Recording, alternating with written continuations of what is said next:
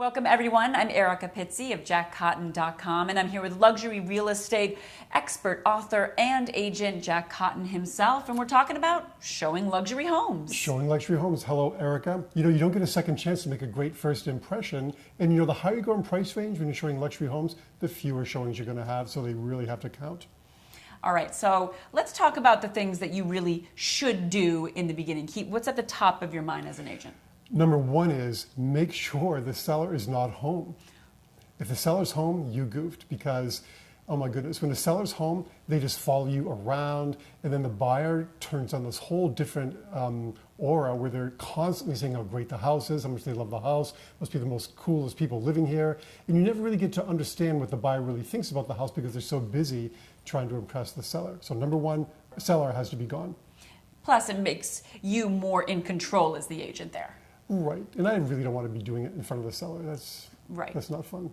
Okay, so let's talk about a course of action here. What's the plan that you should have as an agent when you're bringing your clients to a house? Well, number one is have a plan.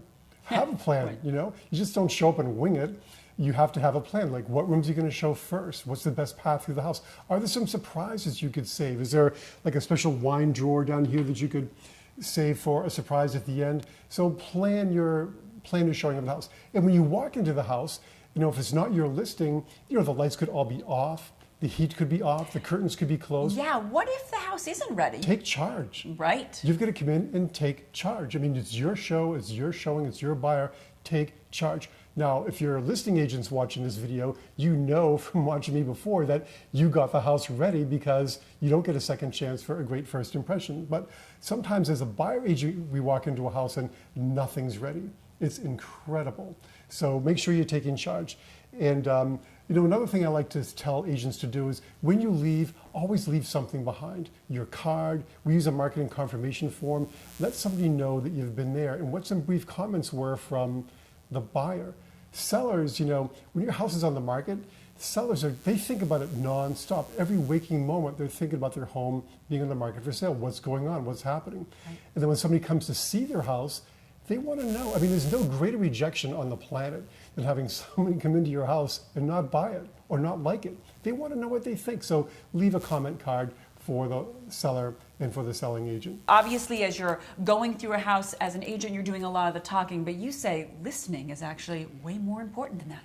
Yeah, God gave you two ears and one mouth, and that's the proportion you should use them in. So listen and watch. Watch for body language, watch for buying signals.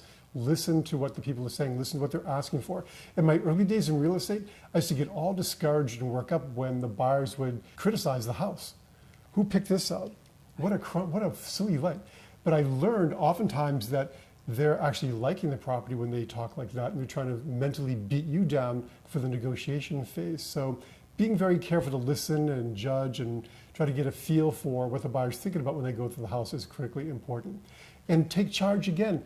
Some buyers are reluctant to open doors, to look into closets. Do that for them so they feel very welcome. Yeah, you talk a lot about how important it is to put people at ease. You want people to feel like they came home. Not when a buyer comes to the house, and we're going to talk about this when we talk about no-nos in future videos, you don't want them to feel like an interloper. Right.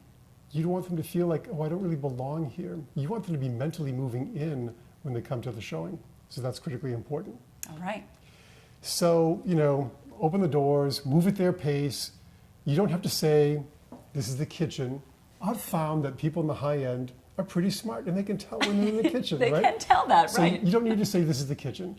Sometimes I'll make a joke about it and say, I bet you realize you're in the kitchen right now. But you just point out maybe some certain things like, oh, I love these beaded inset doors, but you don't have to say this is the kitchen, this is the living room. Right, pointing out details They know that. set the house apart. But the most important thing is, a lot of agents think they need to be talking all the time because they're nervous, and you don't. Just be quiet, let them take it in, let them go through the home at their own pace. That's what's important.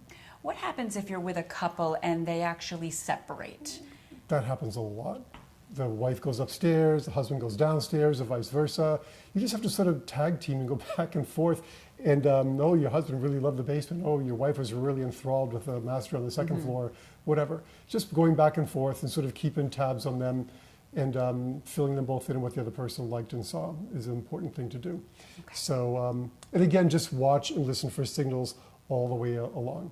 And then when we're done, we want to reinforce what did you like about this house? If you could change one thing, what would it be? You don't have to say what didn't you like about the house, but if you could change one thing, what would it be?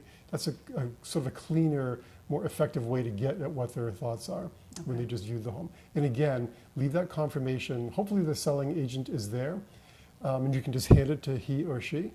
Otherwise, make sure you call them or email them. I always send, it's a lot of work to show a house. I mean, you make the schedule, you get the seller lined up, you make the appointment. So what I do is I'll dictate long emails and have them transcribed, and then I send those to the selling agents, the listing agents, because I want them to know how much I appreciate their coming to show the house and get it ready, get it opened up, get the heat on, the lights on if they did all that. And just let them know how much I appreciate them. Even if the house wasn't right for my buyer, I want them to know I treat other agents like they checked into the Ritz-Carlton. So that's critically important. So on the next videos in this series, we're going to talk about things you should never do during a showing. Ooh, we're looking forward to that one. Yeah. All right, and for more advice from the expert, you can go to luxuryrealestateunplugged.com.